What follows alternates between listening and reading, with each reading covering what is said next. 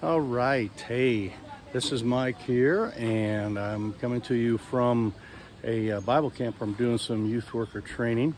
I'm up in the Rocky Mountains. This is called the Treasure Mountain Bible Camp, and I'll just give you a little view. I'm going to interview one of my co-trainers here that I work with, Pastor Ward Smith from Parker, Colorado, and him and I have been doing a bunch of training here.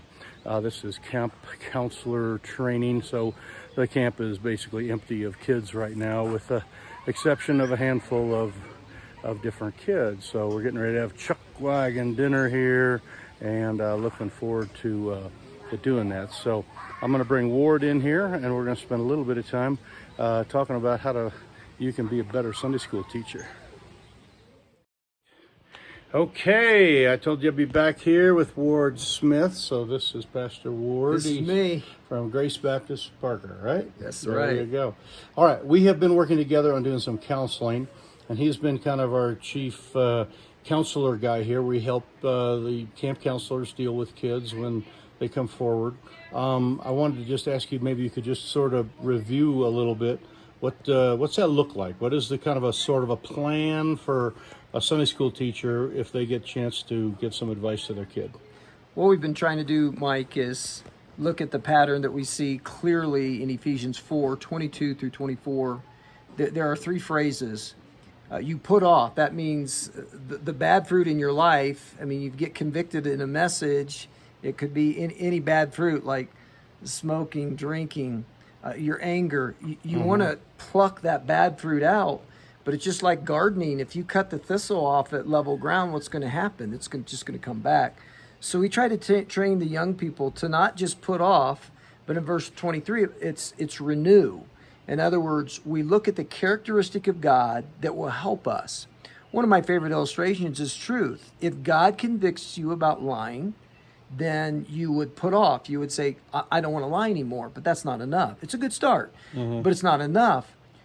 Look for the truth of why lying is so bad. Well, I'll give you one. Jesus said, I am the way, the truth, and the life. So if you want to be like Jesus, you don't want to be a liar. Now, here's even more motivation.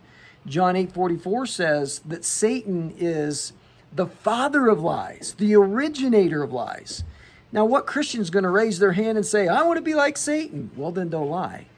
So the process is really simple. You put off, you pluck the bad fruit off, you find out the characteristic of God that will motivate you from within to do what's right, and then you put on. That's verse 24. What does it mean to put on? Well, instead of lying, it's pretty obvious, isn't it? You tell the truth. Even when you have to go back to people and confess, I lied to you about, fill in the blank, please forgive me, but now I want to tell the truth. So here's the truth. I misled you. I don't want to deceive you. I don't want to be like the devil. I want to be like God.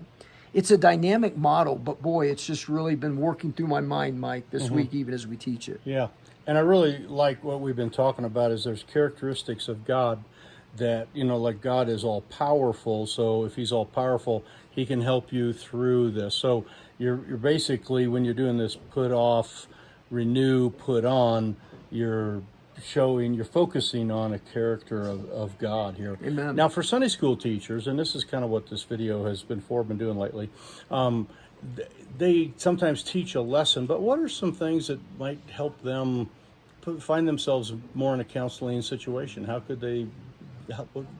What's your thought as a pastor? I mean, you'd probably want if your Sunday school teacher was spending time talking to a kid after church, lengthy time, about something, that'd be kind of cool. Yeah. It would be there are different personalities of teachers, obviously. Some teachers have studied so much, they have everything they want to say, they've over-prepared. They're supposed to be done at 10. It's 10:10. The music started in the main auditorium. Yeah. They've left no time for interaction with students. So I just encourage you to use the pause method. You teach, you look at your kids, and you pause.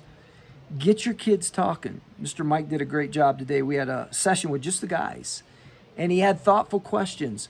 To me, when you're teaching something small group, having thoughtful questions in your text, your actual lesson. Some of us are so good at it. We have these interspersed in our teaching without having them written down. If you're not used to asking a question, an open-ended one, then write them right in your lesson. Get your kids talking. Have you ever seen kids get glassy-eyed? Maybe it's because you're talking too much and not getting them talking. The dynamics of a small group. Now, of course, if it's junior church, you got 35 kids. That's not going to work, but that's junior church. A lot of Sunday schools are 8 or less. Get your kids talking by pausing, waiting, letting kids talk. If one kid just wants to talk about everything that's off the lesson, you may have to direct a bit. But have some of those questions interspersed in your lesson. And I think that's good to have, questions. So if you have like 3 major things you're kind of teaching on, have a question all the way through, so you get discussion going part way through, which will lead to discussion and counseling opportunities afterwards, which will be good. Now, we mentioned kids a lot. We're kind of here with teenagers now. This camp also going to have a lot of junior age kids here. Are there any adaptations for the put off, renew, put on for younger children? Is there any way that is simplified or changed? Any words of advice on that? Mike, when we started, we gave our young people 2 books. The first book was 26 pages. The second book was like 20 pages. And then we have a counseling guide. So that's too complicated. Well, Ephesians 4, 22 through 24 is not complicated. Now, for a younger person, they may not deal with the same depth of sins of things, but they all understand stealing. They all understand lying. They understand rebellion to parents. So it's not really adapting the method, Mike. It's not adapting, you're not going to put off, you're not going to, no, it's put off, renew. That's at the bottom of the V, what we say, and we dig into God's character. So we meditate on God. So we want to be like Jesus. We want to be like God, and that helps us to put on. So the adaptation is just knowing age group characteristics, that those juniors aren't going to be battling with the same things that the teens are. Okay, good. Very good, very good. Real quick, you mentioned some guides that we have for the camp, and those are obviously proprietary for the camp. But what might a teacher have for kind of the put off, put on concept? Are there some things that they might lean on, some guides, some verse sheets, or maybe they build their own? Or what are your thoughts on that? Good question, Mike.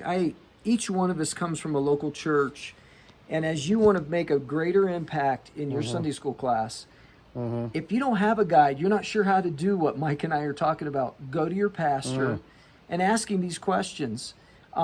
If anything doesn't come out crystal clear to you, we at Treasure Mountain want to be as big a help to you as we can. I'm a pastor of a local church, Grace Baptist Church in Parker, Colorado. You can look us up. Thank God when you Google Baptist churches in Parker, Colorado, we come up first. Thank God for the front door of the internet. Amen. Amen. But if we can help you in any way, we want to.